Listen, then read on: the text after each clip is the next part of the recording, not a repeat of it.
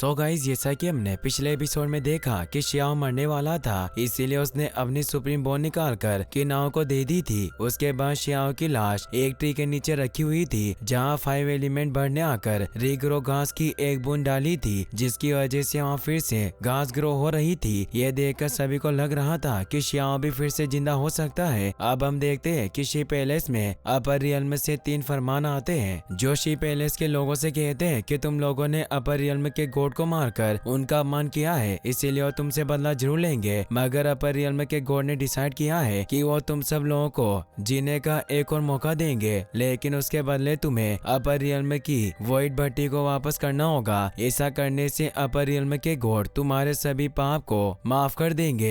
मगर तुमने भट्टी देने से मना किया तो हम लोग फिर आएंगे और पूरे शी किंगडम को तबाह कर देंगे। ये सुनकर सभी लोग किन फेंग के पास जाते हैं, जो कि शी किंगडम का सम्राट था। सभी लोग किन फेंग से कहते हैं कि अपर रियल्म के लोगों ने पहले भी हमारे कई लोगों को मारा था, मगर अभी तक हमने उनसे अपना बदला नहीं लिया, लेकिन वो लोग फिर से हमें धमकाकर चले गए हैं। हमें कैसे भी करके उन्हें सबक सिखाना होगा। यह सुनकर किन फेंग अपने सभी साथियों से कहता है कि तुम लोग चारों तरफ ये खबर फैला दो कि हम अपर रियल्म के लोगों से युद्ध लड़ेंगे। उधर ये बात अपर रियल्म के गॉड को पता चल जाती है और वो लाइटनिंग टेक्निक से शी किंगडम पर हमला कर देते हैं, लेकिन सम्राट ने पहले से ही शी किंगडम की सेफ्टी फॉर्मेशन को एक्टिवेट कर दिया था। इस वजह से अपर रियल्म के हमलों से कोई खतरा नहीं था। दूसरी तरफ हम शियाओ की बॉडी को देखते हैं, जहां उसकी बॉडी में चेन पावर एक्टिवेट हो रही थी और उसका दिल भी जोर जोर से धड़क रहा था। यह देखकर स्टोन विलेज के सभी लोग शियाओ के पास आ जाते हैं। तभी शियाओ का दिल इतनी जोर से धड़कने लगता है कि वहाँ की सारी जगह हिल रही थी, जिसे देखकर स्पीड बट माओ क्यू से कहता है कि शियाओ का दिल जायंट बीस्ट से भी तेज धड़क रहा है। तो माओ क्यू कहता है कि फिर तो शियाओ के बचने की उम्मीद है, लेकिन वो बिना सुप्रीम बोन के फिर से कैसे जिंदा हो सकता है। इस वजह से माओ क्यू डबल प्यूपिल से शियाओ की बॉडी को चेक करता है। तो स्पीड बट कहता है कि शियाओ इसीलिए जिंदा हो रहा है क्योंकि उसकी बॉडी में सुप्रीम ब्लड है, जो उसे ठीक करने में मदद कर रहा है। तो माओ क्यू कहता है कि शियाओ की बॉडी में काफी चोट लगी हुई है, अगर सभी चोट सुप्रीम ब्लड से ठीक हुई तो शियाओ का सुप्रीम ब्लड जल्दी से खत्म हो जाएगा, इसीलिए मुझे डर है कि कहीं कुछ गलत ना हो जाए। तो स्पीड बट कहता है कि अगर सारा सुप्रीम ब्लड खत्म भी हो गया तो कोई फर्क नहीं पड़ता,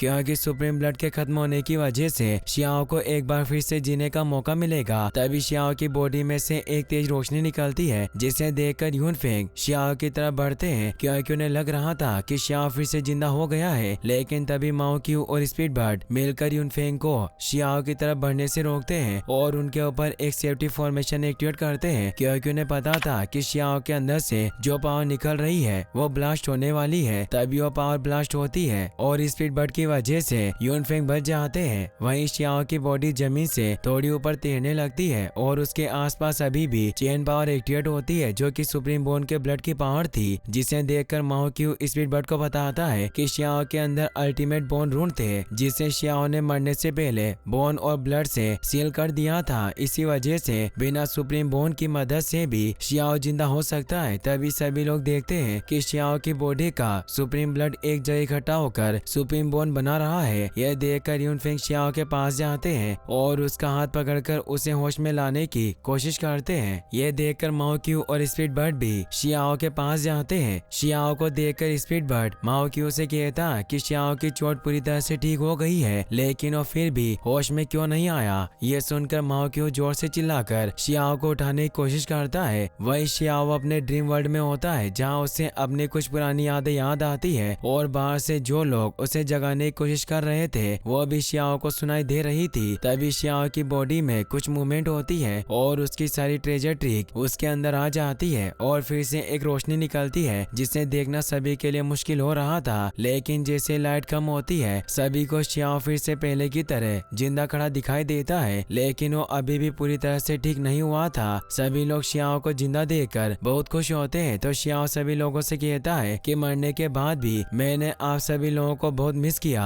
उसके बाद यून फेंग शियाओ को एक माउंटेन पर ले जाते हैं, जहाँ शियाओ को एक स्टोन पर कुछ लिखा हुआ दिखाई देता है, जिसे देखने के बाद यून फेंग शियाओ से कहते हैं कि जब मैं तुम्हारी देख रेख कर रहा था तब मुझे स्टोन मिला और मुझे लगता है कि इस स्टोन पर जो भी लिखा है वो यू चेन ने लिखा है, मगर अब वो अपर रियल में चली गई। तो शियाओ कहता है कि क्या हुआ, अगर वो अपर रियल में चली गई तो उसकी खुद की लाइफ है, मगर मेरे बाकी के साथी कहाँ है? तो यूनफेंग बताते हैं कि रेड बर्ड और उसके साथी ग्रेट डेजर्ट में सुप्रीम गॉड के ट्रेजर को ढूंढने के लिए गए हैं और जिस कछुए की तुम सवारी करते थे वो यहाँ से भाग गया। फिर शियाओ पूछता है कि क्या किनफेंग को पता है कि मैं फिर से जिंदा हो गया हूँ? तो यूनफेंग कहते हैं कि तुम जिंदा हो इस बारे में किसी को नहीं पता और ये बात बाहर ना जाए, इसीलिए मैंने माओ क्यू और स्पीड बर्ड की मदद से अल्टर पर एक फॉर्मेशन एक्टिवेट कर दिया है ताकि तुम्हारे दुश्मनों को तुम्हारे जिंदा होने की खबर के बारे में पता नहीं चले। एक बार जब तुम पूरी तरह से ठीक हो जाते हो तो तुम किनफेंग से मिलने जा सकते हो। तो शियाओ कहता है कि अपर रियल्म के जिन लोगों ने मुझे मारने की कोशिश की थी उन सभी को मारने का वक्त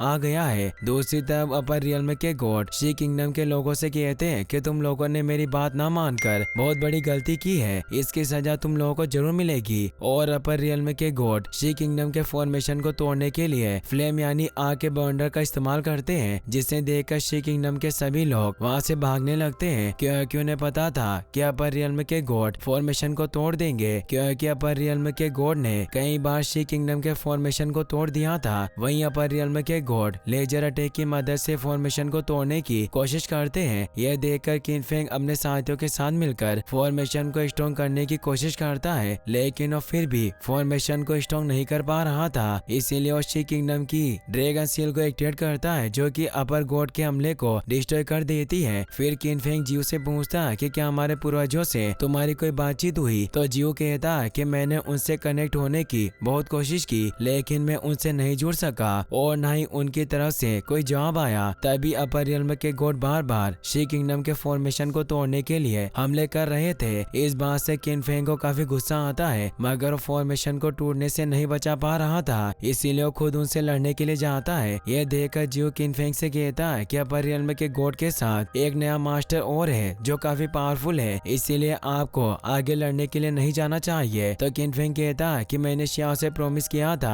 कि चाहे कुछ भी हो जाए मैं शी किंगडम को प्रोटेक्ट करूंगा, इसीलिए अब से मेरी जिंदगी सिर्फ शी किंगडम के लिए ही है। वहीं अपर रियल्म के लोग फिर से लेजर अटैक करके शी किंगडम के सेफ्टी शील्ड को तोड़ देते हैं और अपनी पूरी पावर के साथ शी किंगडम पर हमला करते हैं और बुरी तरह से शी किंगडम को तबाह करते हैं। वहीं एक एनिमल बीस्ट बड़ी फायर बॉल से किंगफेंग पर हमला करता है, जिसे देखकर किनफेंग की आंखों में आंसू आते हैं और वो सोचता है कि शियाओ मुझे माफ कर देना, मैं आखिर में शी किंगडम को प्रोटेक्ट करने में फेल रहा। दूसरी तरफ शियाओ को पता चल जाता है कि शी किंगडम पर अपर रियल्म के गॉड ने हमला कर दिया है, इसलिए स्टोन विलेज के सभी लोगों से मिलकर शी किंगडम आता है, जहाँ वो देखता है कि अपर रियल्म के लोगों ने शी पैलेस को तबाह कर दिया। इस बात से गुस्सा होकर शियाओ अपनी सोल स्वॉर्ड को बाहर निकालता है और अपर रियल्म के एनिमल के हमले को डिस्ट्रॉय कर देता है। वहीं शियाओ को देखकर किनफेंग और बाकी के सभी लोग हैरान रह जाते हैं क्योंकि किसी को भी शियाओ के बचने की उम्मीद नहीं थी। वहीं शियाओ किनफेंग से कहता है कि तुम्हें चिंता करने की जरूरत नहीं है, तुमने शी किंगडम को बचाने के लिए अपना बेस्ट दिया है, लेकिन जिसने भी मेरे शी किंगडम पर हमला किया मैं उसे छोड़ूंगा नहीं। यह कहकर शियाओ अपनी सुप्रीम पावर से सभी अपर रियल्म के एनिमल बिश को मार देता है और फिर से शी किंगडम के फॉर्मेशन को एक्टिवेट कर देता है और अपर रियल्म के गॉड से लड़ने के लिए जाता है। वहीं हम अपर रियल्म के नए गॉड को देखते हैं जिसने मुंह पर कपड़ा लगा रखा था।